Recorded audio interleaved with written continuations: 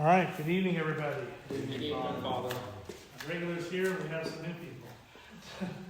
Dan, you're not new, but I've been new to the class. Well, the good news is the gospel reading that we're going to do, or the parables we're going to do, are short today. I don't even know why I wasted a whole paper on this. I probably should just printed it off my notes and had somebody read them. But hey, would somebody like to read the two? I got you. That's all you do this morning. Put a bigger font on. You know, that's actually made one of my friends want to actually listen to the podcast, because I was like, oh, hey, my priest roast me in this if you want to listen. There you go. All right, this is the gospel reading according to St. Matthew, chapter 13, 44 through 46. The kingdom of heaven is like treasure hidden in a field, which a man found and covered up.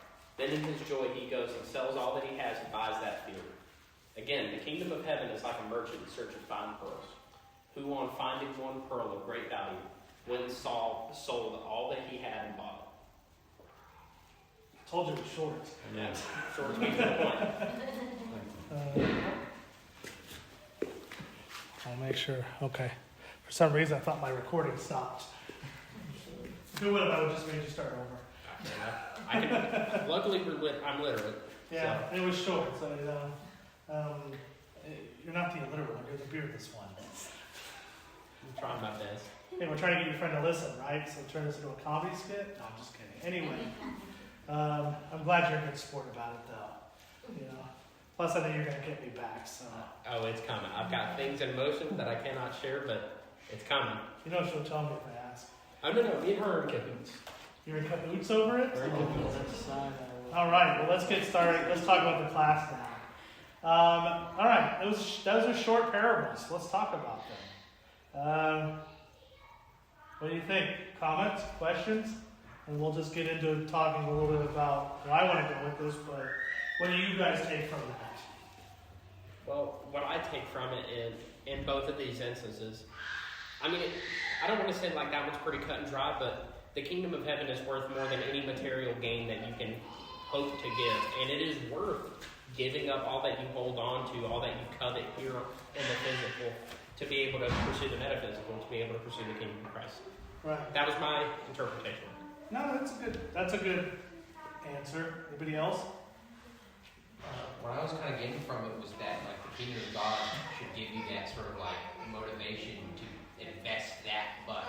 Like, it's not just you have to do this, but, like, it's so much worth that you don't want anything else. Like, that's the only thing that you're, like, going for. So these, I forgot how the parable went already, but I'm on my... All right. But, you know, it's something that you should, it would make you, if you take it seriously, it would make you want that more than anything. You know what I mean?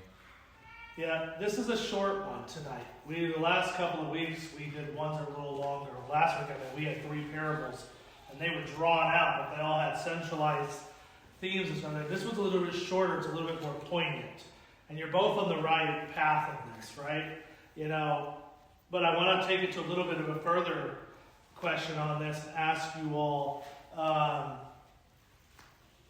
does this relate to the church? What do we think about that with the church? If anyone can answer, just raise your hand and speak loudly. I would like to say there may be things that you want to do that are maybe on the coming days of church that you may really want to do it, and you just think to yourself that skipping out on church for one day may not hurt enough, but you don't. There's 2 things with that thought you can either do. You can either go through with it and you think you'll catch up next week. But what the other thought is just, is this really worth just the one day to do this thing that I want to do over going to church, over what I'm going to be missing at church? It's hard to go further with that, I will say. But I think you're on the right track. I know where you're going with this. For those who understand what it means when you enter into the church, it may not just be a feeling, but the importance that the importance of coming to church and being here with Christ is worth more than anything that you could do in this physical world, no matter how small it may be. No matter how small it may be, just on one weekend. You have all of your earth life to do such things. But coming to church once a week and then skipping a week, it's not enough. You're not doing enough. Yeah, you guys are on the right idea. But I said, how does this relate to the church? In particular, how does this relate to the Orthodox Church? What's to further us on this thing is when I give my sales pitch to people. I know it sounds weird to say that, right? But the priest might have a sales pitch. I might have given this one to you already, Luke. I don't remember if I did or not. Do you remember what I said to you? My little sales pitch. I call it my sales pitch. I don't know if it's not technically a sales pitch. It's sort of my I remember talking about how you I think they're just passing it. you have a bunch of different options of where to go, but ultimately the Orthodox Church is the church. Yeah, you get the general idea. Basically, what I tell people is when somebody, and I used to do this when I would do these tours, church tours. When I was in Colorado, when we had our Slavic Fest, it was this event that they would do, like the Greek Food Festival done here. And I get all these people from all these different backgrounds and stuff like that. And I would tell them, I would say, look, you're all coming here, and this is wonderful. I'm glad you're coming and checking in our church, but this is supposed to be the last stop. You come here, that's it, right? And I would tell them this, and I would also say to them, like, you can go back to your churches and worship however you feel like you need to worship. But if you want to worship the way God wants to be worshipped, if you want to be in His presence with Him, then the Orthodox Church is the only place you can do that, right? Father Anthony Carbo, blessed memory, liked to always tell his youth. He'd always say, "Your friends know who Jesus is, but we have Jesus," right? That's sort of that extension of that, and that's very similar to this message we heard in these parables. Right? Let's work our way backwards a little bit. But in the second parable, it talks about a merchant who finds a pearl of great, and he goes and pursues. He has to have that pearl. He needs to have that exact pearl. He can't have just any old pearl. It has to be that one. And we would look at this, and the fathers of the church have taken it as it's the gospel. That's Christ. It's the church here, right? There are no other pearls that can suffice or compare, right? It is the pearl. Is the only thing that matters, right? That's what we believe. You know, our name is literally Orthodox Church. What does that word mean? Anybody know? Correct. Well, not just correct, but Original. not original. Unchanged. No? Is it correct worship? Correct worship. There you go. Good job, Luke. Bonus points to Luke. For the gold star. He just took it from Nate. Right, we use that term, but that's a term that people oftentimes will sort of conflate. Why? Because we live in a culture where every pearl is valid. And really, what this parable, the way I take this parable is actually a warning against something else. What do you guys think that might be? These two parables is a warning. So I would say the first is a warning against, chasing money or chasing this or chasing that as opposed to chasing Christ. And then another one is maybe you need to go get the right farm, you need to find the right field, you need to find the right pearl. Yeah, but there's something else in that. And Jess, hold on a second. Jesus. I was just going to add on to it. It's kind of a warning against pursuing passions and things like that. You guys are close. You're saying, you're kind of defining a little bit of what I'm going with, and I'm looking for a specific word that I would say that these parables are warning us against, telling us to be fearful of, or rather to be aware of that's really what's being. Don't validate other Christianity as equal to Orthodox worship. In a sense, you're on the right path as well, Dan. I was going to say, when you said a warning against, I would say there may be other pearls in this world, but the Orthodox Church is the correct pearl. It's warning against false ideologies and false idols that this world may present them, may look pretty, and propped up, but it's not the pearl in which we have as Christ. Yeah, you guys are all on the right track. I'm going to give you guys. Did you have a?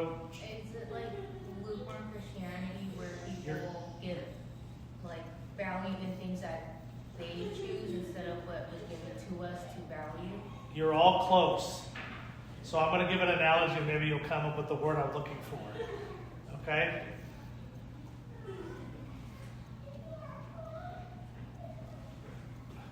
I'm going to paint a picture for you guys here. Okay? What if I told you that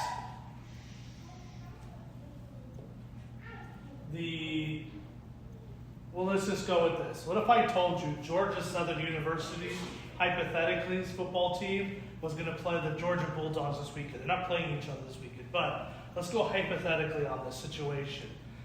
Now, you know if those two teams play each other, everybody here knows the score of that game.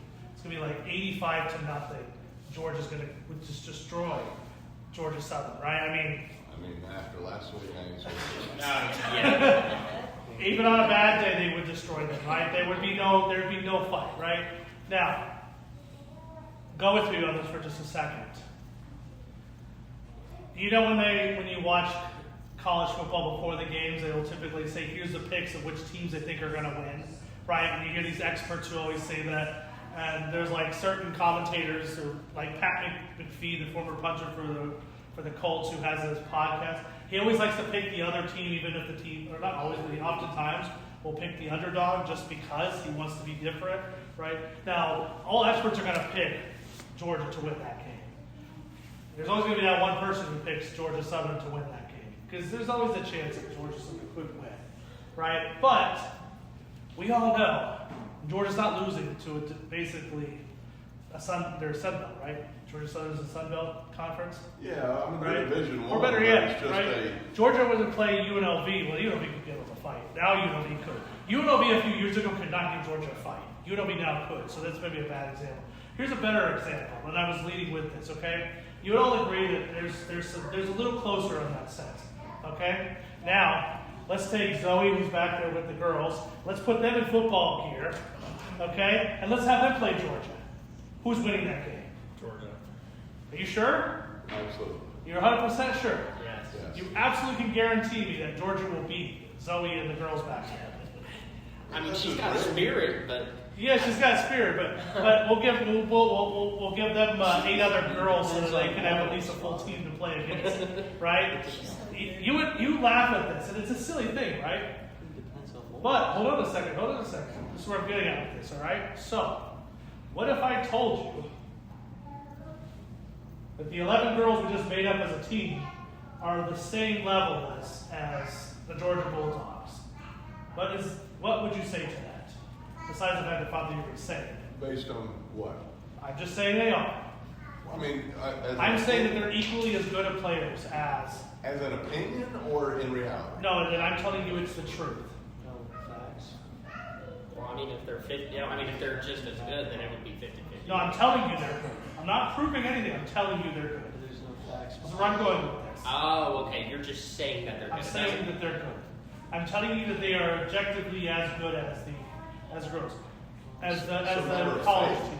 What's that? So it's a matter of faith? No. Is it just you that's telling me this, or is like a bunch of people? I'm telling you this right now in this scenario. That Georgia Bulldogs are as equally talented as 11 8-year-old girls. It would still obviously be Georgia, right? No, I'm telling you that the girls are just as good at players. Now you sit there and you're all going, this is ridiculous. Where am I going with I would this? have to question Right? your opinion. Okay, now, I'm going to take this to another level of things, okay?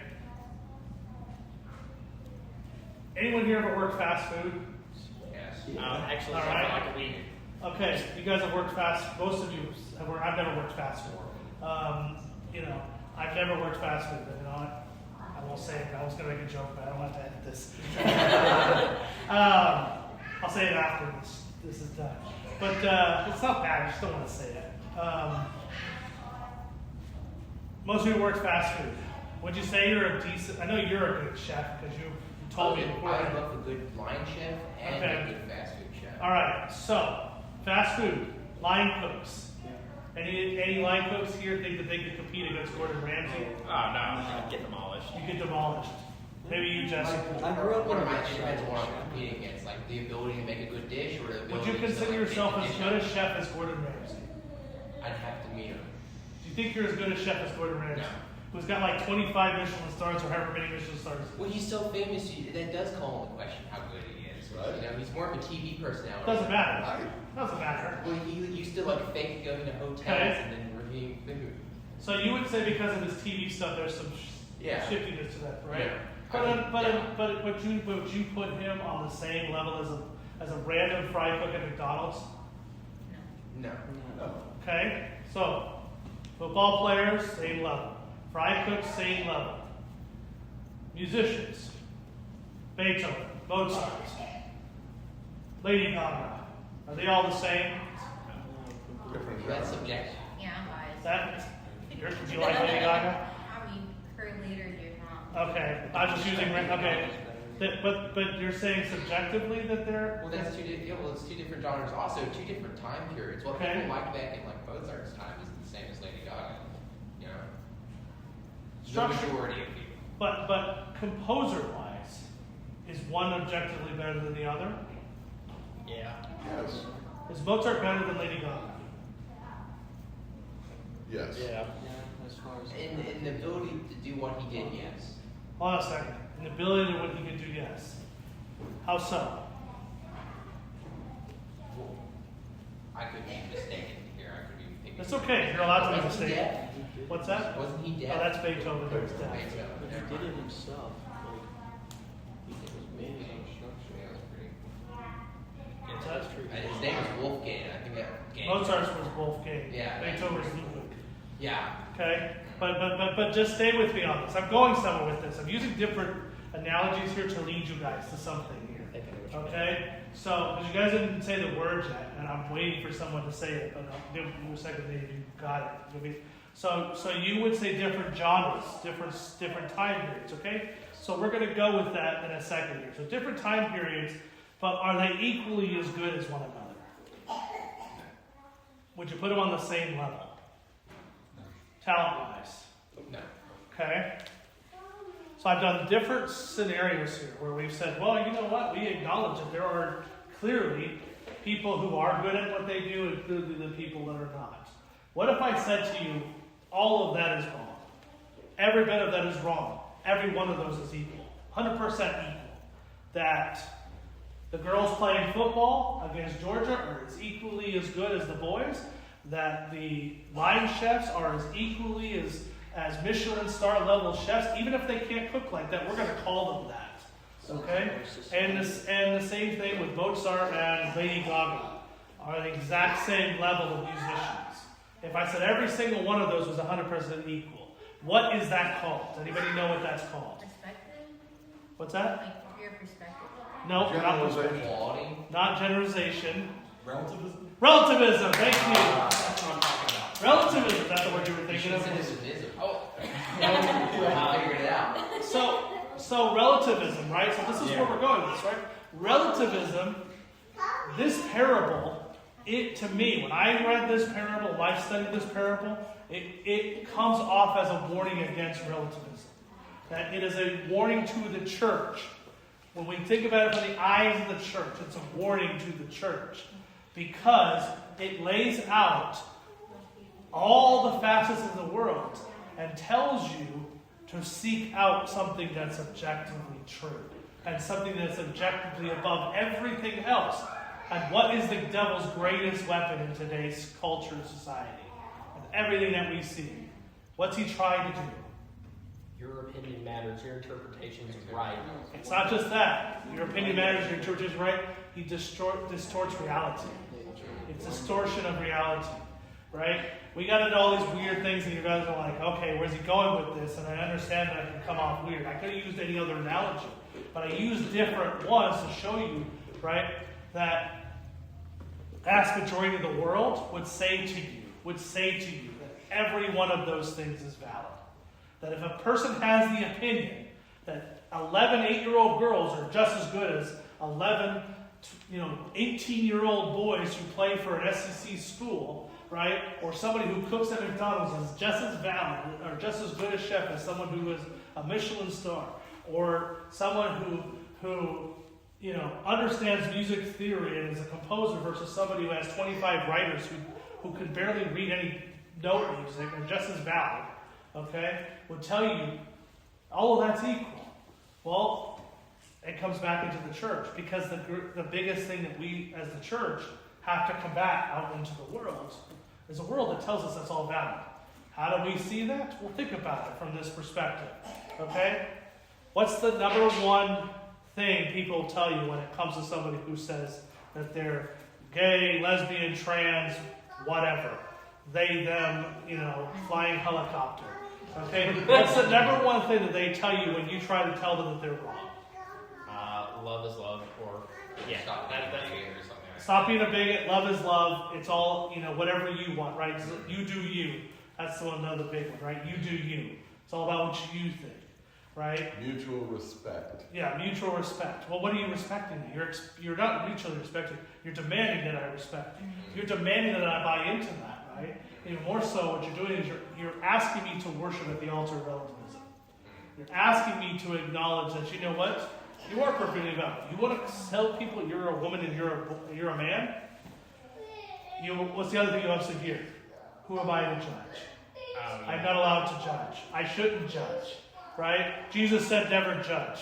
They never listen. They read his words and they completely change them. Right? And I said, for those who've never come to the class, but the three who've been here for every other class, right? I always say, all of these parables we're supposed to read and understand, and the study is supposed to help us combat the world to bring people back, to bring people into the church, right? We live in a culture that tells us, everything out there is valid. Whatever you want to believe is valid. Whereas the church says, no, this is what you should seek. This is the place you should seek. Right? This is the pearl you should seek. This is the land that you should put everything into. Right? You should put your entire very being and essence into this place. That's what you're called to do. And that's why I say that this is a warning in that sense, because it's Jesus telling us this is the kingdom of heaven. This is the only way you can get to the kingdom of heaven. You have to get to the kingdom of heaven by dedicating every bit and aspect to God. You can't dedicate and pick it how you want. You can't create a Jesus in your own image, right? Father Thomas Hopko, blessed memory. I can't remember where I heard him say this, but I think he said this on one of his podcasts way back in the day. He used to say, when you listen to the Lord's Prayer, what does it say? Thy will be done. There's nowhere where the Lord's Prayer says, my will be done. It's not, God's not in my image. I'm in God's image. I'm in his image and likeness. I was created in his image and likeness. You were all created in his image and likeness. Right? This isn't we don't look at this church and go, this is St. Mary Magdalene, Orthodox Church, where it's our own little club, only we get to hang out at, right? We say, this is the place where Christ is present. This is the kingdom of heaven, right here and there. What do we say at the beginning of every divine liturgy? For those who have been here multiple times. Bless Master. Well, yeah. Deacon says bless Master. What do we say? What does the priest say with the gospel? Wisdom, Satanic. No, blessed is the kingdom. Blessed is the kingdom, right? What are we going to hear at the baptism on Sunday? Blessed is the kingdom, right? Every baptism here, we do that, and every wedding we do that, every funeral we do that, every liturgy we do that, right? Because the kingdom of heaven is here, right? It's in this place. It's in every Orthodox church. That's where it's present at, right? And the world would tell you, nah, it's wherever you feel like. It's wherever you feel, whatever makes you feel good, right? That whatever is about you do you. You live the way you want to live. And see, the thing is that's essentially, for us, listening to this parable, going, well, how do we? What am I supposed to seek after? Because if you listen again, and I want to reread this one spot in the verse, right? The merchant is in search of fine pearls, who on finding one of great value went and sold all that he had and bought it, right? And searching and all of that, he found it. And he sold everything so he could have that. Everything was about that, right? And it wasn't about all this other stuff. You know, Jesse, you and I were talking a little bit before the class. I'm sorry I'm picking on you, right? But we were talking a little bit about that, right? You were saying how, you know, you go to an Anglican church. And you've been going to this since what? How many years have you been going there? I only moved here about a year and a half ago, so Okay. I've been going to this Anglican church for, I'd say, about 4 or 5 months, and then before that I was going to another Anglican church for about 6, 7 months. Okay. What's the history of the Anglican church? In the short Cliff Notes version. Some guy wanted a divorce, so he destroyed every monastery in England. Okay, that's an interesting way of putting it.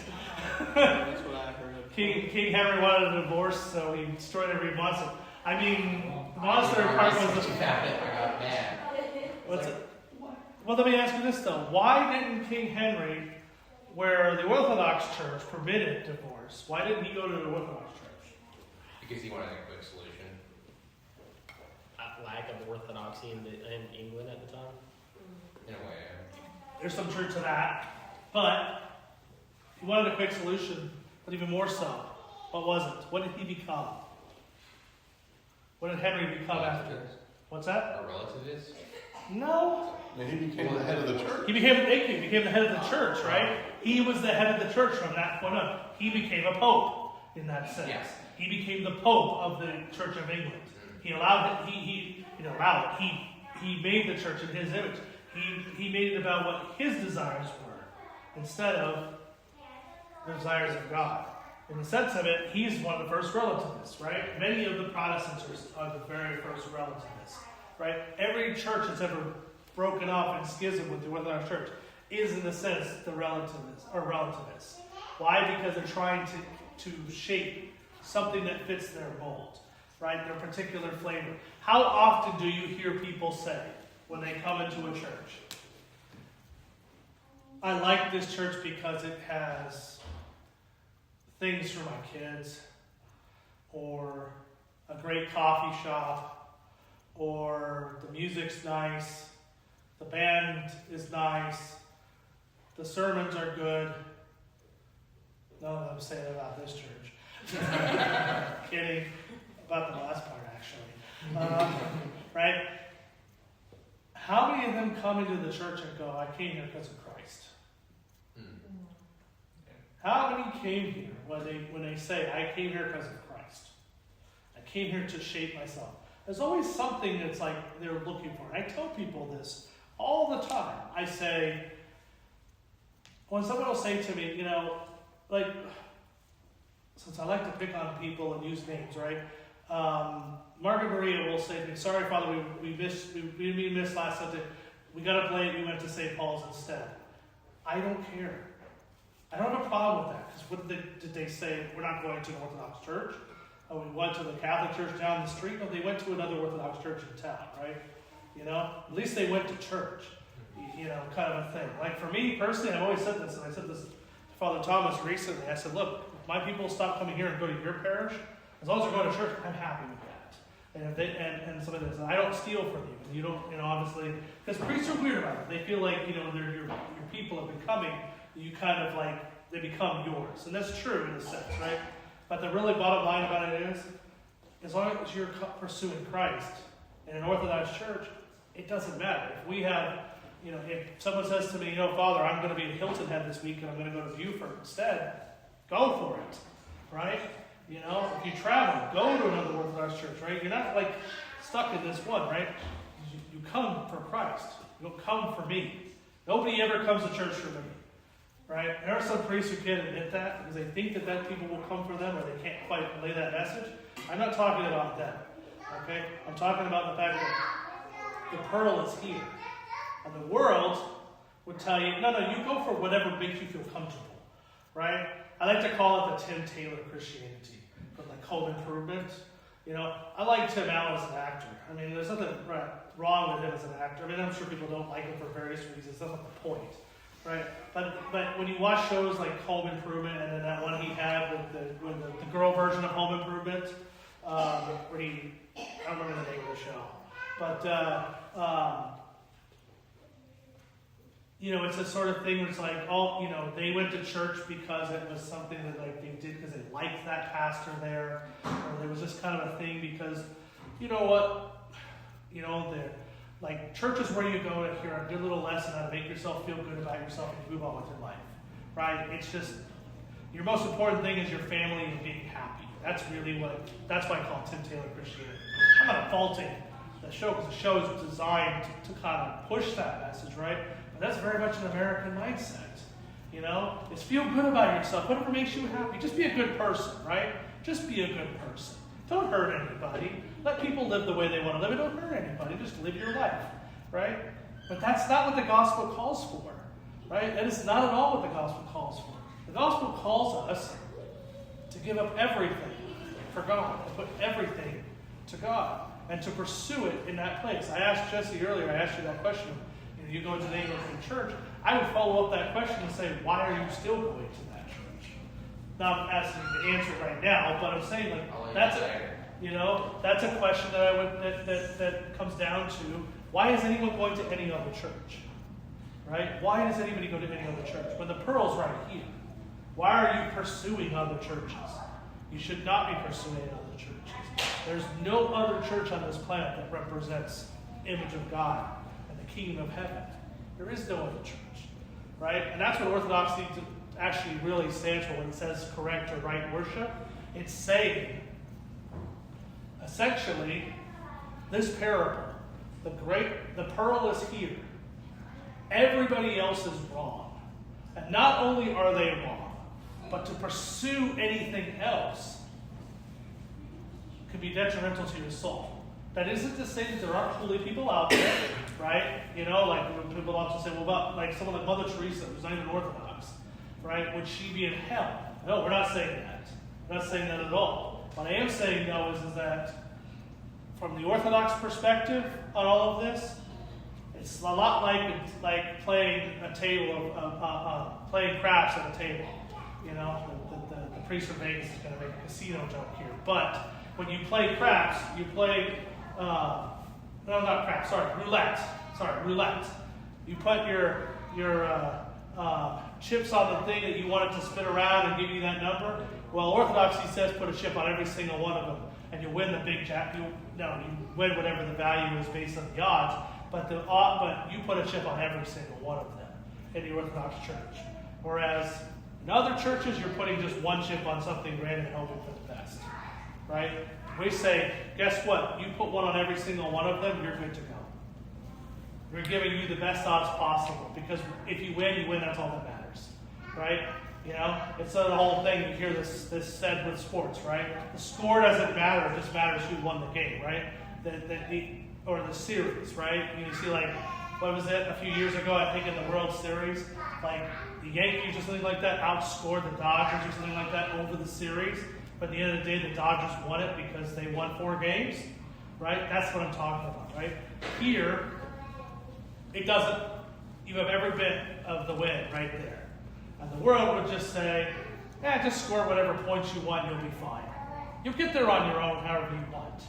And that just doesn't work for us. We can't do that. Because Jesus tells us right here in this parable, the kingdom of heaven is like finding a pearl, a great pearl, and realizing that that's the only thing that I have to pursue after. I have to go after that pearl. I have to 100% go after that pearl. I can't go after anything else because that's where I'm going to be in the kingdom of God. That's worth more than anything else possible that's out there. That's powerful. It's a very powerful statement because, again, it goes back to it. It tells the world that wants to confuse and tell us, you believe whatever you want. You live however you want. You'll be okay. It tells you you'll survive. And better yet, going back to the farmland part of the first one there, right? Listening to that part. Anybody who's ever done any kind of farming will tell you, you can't just sit there and say, yep, I built the farm, I'm good to go. You have to pursue that farm with every bit of your being. It becomes a bit of everything of who you are, right? Like, Dan, you've got chickens. You know, you can't just put out a bunch of food for the chickens and say, I'll see you guys in 10 years. No. You know, get to see them in a week. You have to care for them, right? Once you have them, you have to care for them. You know, you have to put every bit of your being into them. Well, guess what? That's what we're called to do with our souls. We're called to do that with our souls. We're called to care for our souls with every bit of being in it, because if we want to be with God, then we have to do it the way God wants. And He's given us that right there. He said, look, it's right here. It's right here, in this place. Comments, questions? If you put a chip on every number in roulette, you don't win anything because the odds are for you to win on one. So it's going to be a push. But you're going to win. Technically, when you lose, you're not going to lose either. That's the point, right? You give yourself the best odds possible. And you got to put money on 0 and double 0 because it'll trick you every time. But you still win. Right. That's all that matters. You don't really win, you break even. Yeah, you break even, but you're winning. Yeah, but winning needs something to be defined by. Like, what is winning? Like, if I won like $20 versus $20,000, you know, that's more. There's It's a still stage winning. to winning. Yeah, but there's still a stage to the winning. You know what I mean? Obviously, this analogy's not perfect, No. but from the perspective of roulette, in this sense, I'm saying is if the only part of the only pursuit of playing roulette is to win, then you've won. If you put every chip on every single number and every single comment, well, technically you could just do it on red and black and zeros. You'll have to do it on every number. I got a question for You you. could do red and black and Oh, then yeah. just zeros. Absolutely. So you only have to put like 4 chips on. But the odds are adjusted for that, too. Yeah, the point isn't about what you're going to win if you win. The point is you're just going to win. All you care about is winning. You're not winning, you're just not losing. Because it's a push. You don't come out ahead. But you win. Did you? Yes. It would have been the same if you didn't play. Yeah, that's where the analogy falls apart. But, when I'm talking about this in the sense of orthodoxy, you want to put yourself in the best situation to win. Well, you can technically win every time if you put. Yes, you push. Yes, you don't make any money. But can you win? Let's say, again, I'm sorry, I'm picking on Anglicanism again, right? No, it's okay. But can you win in the Anglican Church in comparison to this? See, and The answer to that is no. Hold on a second. Let me finish. The answer to that is no, because in the Orthodox Church, you get to put a chip on. This is where I was going with this. You get to put a chip on both of those and win the jackpot. Whereas in the Anglican Church, you only get to put a chip on, say, the number 3. Yeah. That's all you get, the number 3. You got to hope when it spins, it's going to hit the number 3. And it has nothing to do with the payout you would get versus 3 versus because obviously you're right. If you just bet on black, then you're only going to win twice your bet. Okay? Whereas if you put your one on 3, it could be 30 to 1 odds or whatever the number is. So obviously you're going to win $30 every $1 versus winning $2 every $1. Right? But the object of this in this analogy is just to win. That's all that matters. It's just to win.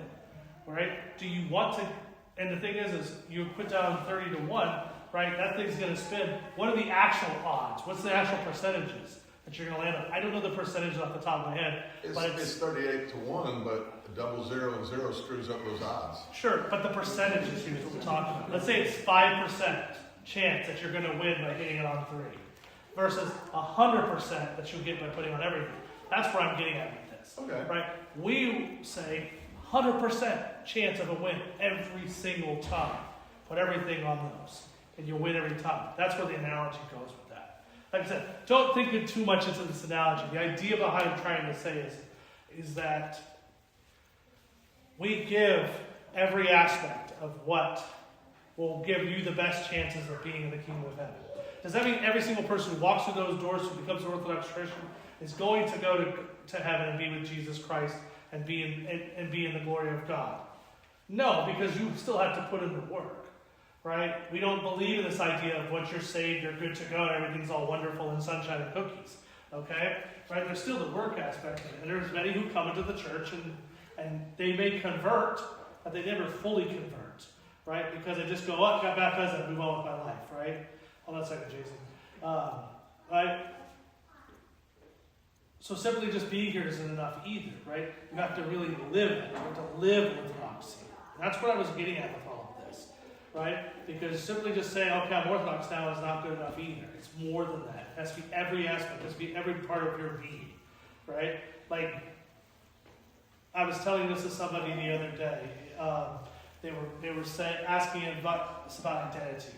Because I had an inquirer who had emailed me who happens to be trans. Okay? And they said if they became Orthodox, would they have to stop being a girl? And I said, yeah. That has to be part of every bit of your being. If you become Orthodox, you're going to become Orthodox. You can't just sit there and be like, oh, you walk in. I'm not going to baptize you as Mary, even though this person's name's not Mary. But let's just say they took, right? I'm not going to baptize you as Mary, and then you live as Susan. That's not their name either. Okay? I'm not going to let you live as that, right? You have to change. You have to really embody what the gospel means and what Christ says. When Christ says, sin no more, it means you conform your life to God, right? You don't just pick and choose what feels good to you, right? Unfortunately, that person hasn't come to church yet. I don't know. Maybe they will never come to church. Maybe they were trying to. Maybe they were. But you know what? The point is you tell them, look, if you're going to buy into it, you have to buy into all of it, right? You have to completely transform your life into it. Because the world would tell that person, oh, you know what? You're right. You are a girl. And there's an Episcopal church down the street that will affirm that. And see, look, Jesus will say you're a girl. And you can live as a girl. And you can be a girl. And we'll celebrate that. And you know what? Here comes our they-them priest. And here's, the kid who thinks they're a cat. Okay? And I say that because Zoe quit going to the public school, before we started homeschooling, right? There was a kitty litter box in her classroom because there was apparently a kid in the class who identified as a cat. You ever heard of the Sparkle Creed? It was an Anglican church that made this up. If you get the time, sounds really familiar. Yeah. My point is, before we get off the rails too much, right? My point is, this parable, this is what this is about, listening to this parable, is to tell us, seek that which is true, that which is objectively true, right? Saying the sky is blue because it's blue, not because you feel like it's green, okay? Saying Mozart is actually better than Lady Gaga. Sorry, Melissa. Okay? Mozart is better than Lady Gaga. All right? I have a bachelor's in music composition, so I'm allowed to say that. She does play instruments, so you were wrong. She does play instruments. She can barely read music compared. If you told her to write a symphony right now, I could write a symphony in her sleep compared to I agree with you. Okay? She has 25 people that write for her. Okay? Maybe she can write, and I'm full of myself. Okay? But comparatively, the fact that you were to tell her to write a symphony, she's not doing it. Yeah. Okay? She's got basically the equivalent of barely a high school music theory, grasp of music theory. All right? Now, I'm not trying to turn this into trash Lady Gaga. What I am trying to say is that there are things that are objectively true. They're objectively right. Right? Georgia's never going to lose to 11 8-year-old girls in a football game. Okay? Gordon Ramsay is not on par with the local, chef down the street at a McDonald's, right? He is better than them, right? It's objectively true that he is a better chef than them, okay? Truth exists. And we as the church are the truth, right? We are the truth. We are the pearl to seek after, okay? That's the message we have to tell the world. That's what this biggest thing with these classes, I've said this to so I've been here and to those who are new, I've said the purpose of these classes is to equip ourselves to tell the world, this is the church. This is what you should be pursuing. There is no church but the Orthodox Church. All those other churches out there are LARPing, to give it a better word, right? They're playing church. They're not the church. They may have some aspects of the church. They may have aspects of the truth. They may very well love Jesus. But we have Jesus. We have him right here. And that's worth giving up everything for. Right? There's nothing worth else pursuing but that. Jason, you were going to say something? We've gone so far past. I just had my own analogy on what made sense to me on what you're saying about as far as the other churches versus ours, if you don't mind me. Go ahead, give me your analogy. So to me, and I guess he'll understand it too, is that as a natural lifter, you can take all the natural supplements you want and everything, but you will only ever peak at one spot. So coming to this church is as if you were putting on steroids, but you still have to maintain yourself. You still have to. You do. When you're on steroids. Wait. You have to have steroids to be No. Okay. What I'm saying is, when you're coming to the Orthodox Church, it's like being on steroids compared to the Protestants. You're just trying to do it naturally. You're trying to get to this high point, but you can't. But you're not going to get to that point. You're not going to have that understanding of Christ, because Christ is here. Okay. What I'm saying is, they have to do steroids. The Protestants have to do No. steroids. That's how your analogy works. I think what he's trying to say is like Protestantism is like trying to bench 600 pounds and you weigh 135 pounds, Yes. and you're just like taking a protein bar and benching once a week. Whereas like I'm being told you're just as balanced as someone. yes. yeah, like you're just as strong as I guess that works in that sense. And in coming here, when you get to this point, you still have, even though you're on them, you just start, you still can't bench 600 pounds. So you have to maintain yourself. You have to take care of yourself. You have to keep working. But you can get to that point where you can. With or without steroids. Sorry, I'm just picking. I know what you're getting at with this. I mean, your analogy is as bad as my roulette table one, but it's not bad. I mean, it's like it's all perspective, right? Yeah. And I get where you're going at with this. It's the only way that Right? makes sense to me. You acknowledge in your scenario, right? You acknowledge you're 130 pounds, Yes. and if you're going to be a weightlifter, you have to do it the right way. And if you want to be a great weightlifter, then you have to give everything up Yes. and make it your thing, right? I guess another way of taking it, Because I right? didn't understand the football stuff. I'm sorry. All right. yeah. I had half the audience, I'm sure that's going to be listening to this, all three people. Okay? Watch I say that, this will be the one episode that goes viral. Everybody's like, dang, Basil's here. But yes. What did you say? No, don't worry about it. But thank you. Thank you. Anyway, so, all right. Well, that being said, are there any other comments, questions? We usually go into a Q&A afterwards, but I stop it on this particularly before we go into anything else. This is related. So one of my friends, he's Catholic, right? He's a great guy, love him to death, and I've been trying to be like, hey, go to church, go to church. And he's been kind of spotty on his attendance. And I was like, look, obviously I would absolutely prefer you to go to an Orthodox church. Please, there's a great parish in Paulsbo, St. Elizabeth and New Martyr. Would love it if you went here.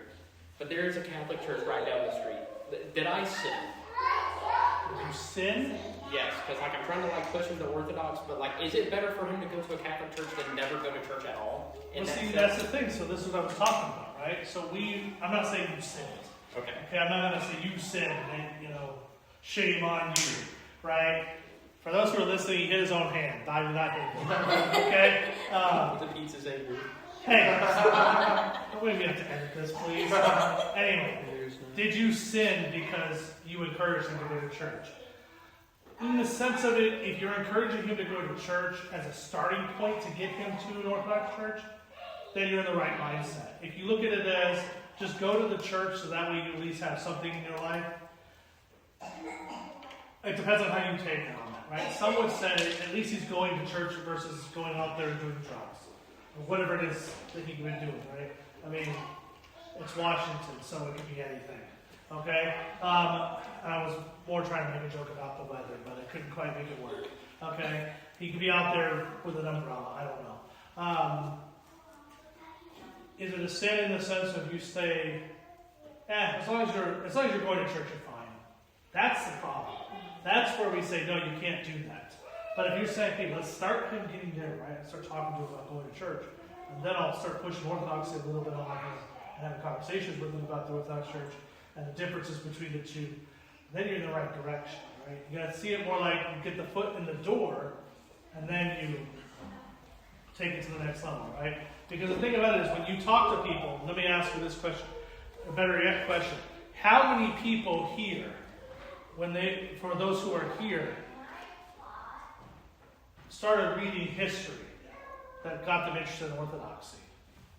Like, almost, well, except for you, Jason. I don't think you didn't, you just came. You're like, I'm going to go to this church, and you were like my wife. You were sold the first 5 minutes, right? Yeah.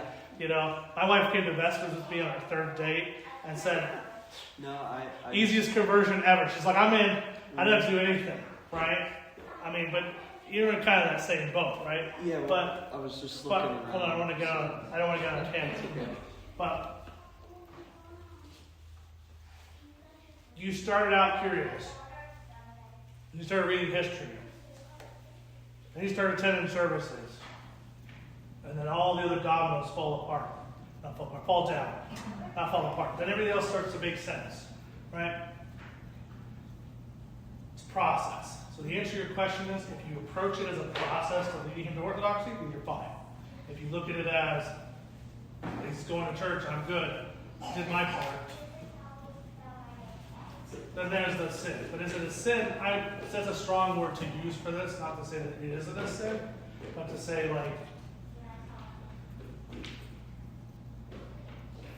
it's a sin if you were to say, I'm good enough. I did enough, right? You know, I'll say this in this sense, right? Remember that I heard an older priest one time say this to me. I don't say if you've heard this before, but I'll say this for those who have or haven't heard this. But I heard an old priest one time say this to me, that even when you retire, you don't stop being a priest. And the same thing goes with every single person, right? You still have to answer. You don't want to have that gap in your life where you go, oh, I have to only answer for these things, and then there's this huge gap I didn't do anything, right?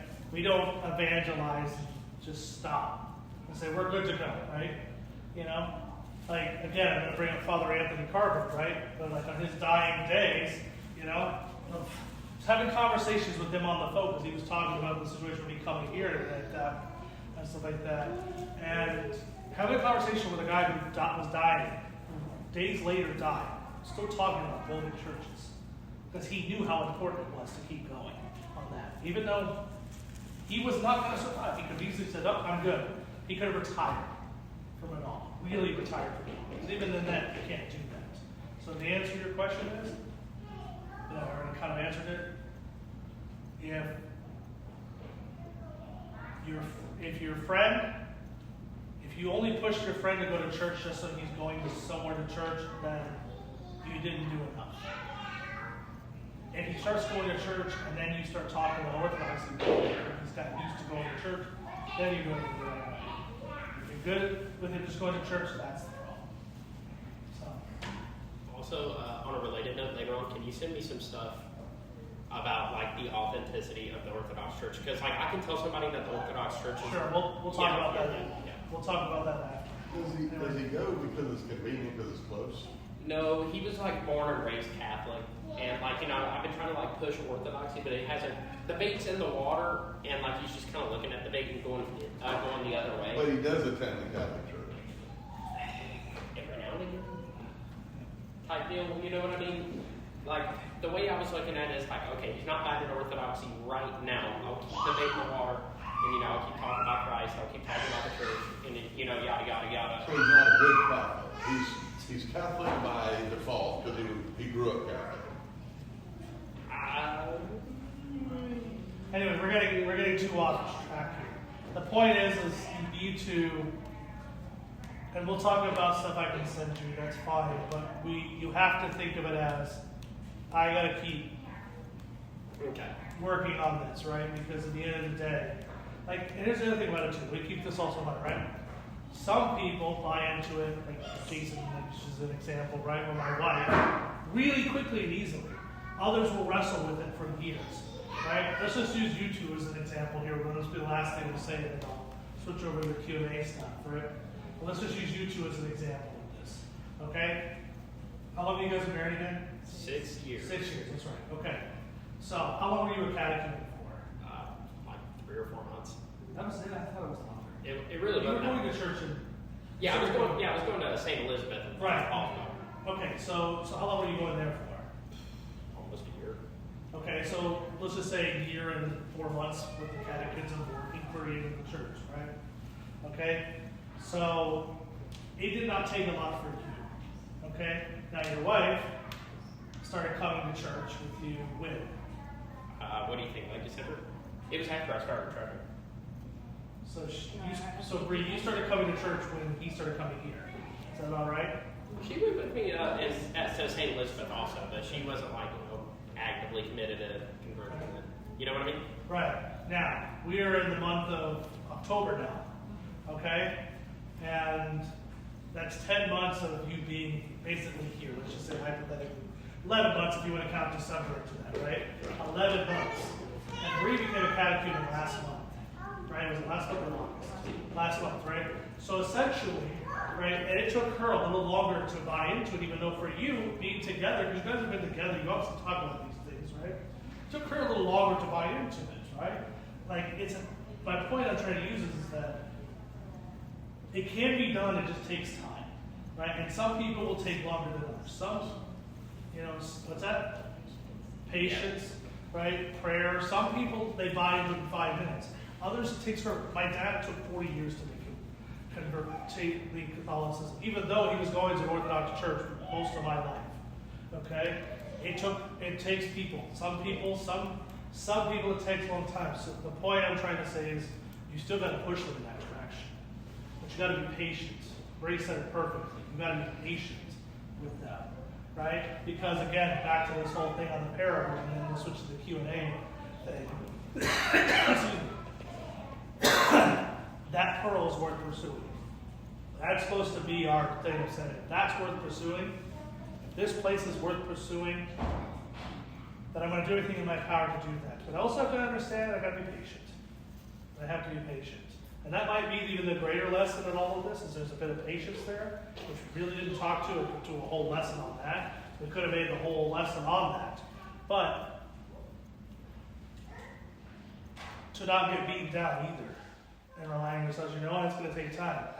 That's why I tell people, look, this is going to be a 500-person church at some point, right? And I tell that to people all the time. Some people here in the parish have said, "You're crazy, Father, for saying that." So it's going to be a 500-person church. I didn't say how many years it's going to take. I just said it's going to happen, right? It's going to. You got to have 5, 10, 15, 20-year plans on everything. You can't think short term on anything. Because, unfortunately, that's just the way it works, right? And it takes the effort of everybody to do that, but it takes time, right? Think about it just in the last 10 months where we were at. When I got here... 40% up from when I started going here. I had very little to do with a lot of this. Father Michael did a great job of growing this parish, right? He did an absolutely great job. And again, I'm not faulting him on anything at all. That's not what I'm trying to say at all. What I am saying, though, is that look at just a short period of time, right? Even better yet, when he got here, there was like nobody here. Deacon Vasily has told me there was like 5 people at church on a Sunday, on some Sundays, right? And now we look at it and we're like teetering around 70 to 90 every Sunday, right? Now think about this next year around this time. We're going to be talking about, we're going to figure out how to buy out that land next door because we're going to be at 200 people. That's the plan, right? Probably 150, probably more realistic, but then the year after that, we're definitely going to have to buy some land because we're going to have 250 people. And you see where I'm going with this is it takes time. We're going to get there. So with regards to your friend, it's patience. It's patience because this pearl that, and I keep pointing to the carpet like it needs something, but the pearl, the kingdom of heaven is so important that we have to do everything we can to do it, and people will see that if we represent that. Right? Anyway, I'm going to stop the recording and then we'll do the Q&A. We can talk about other things.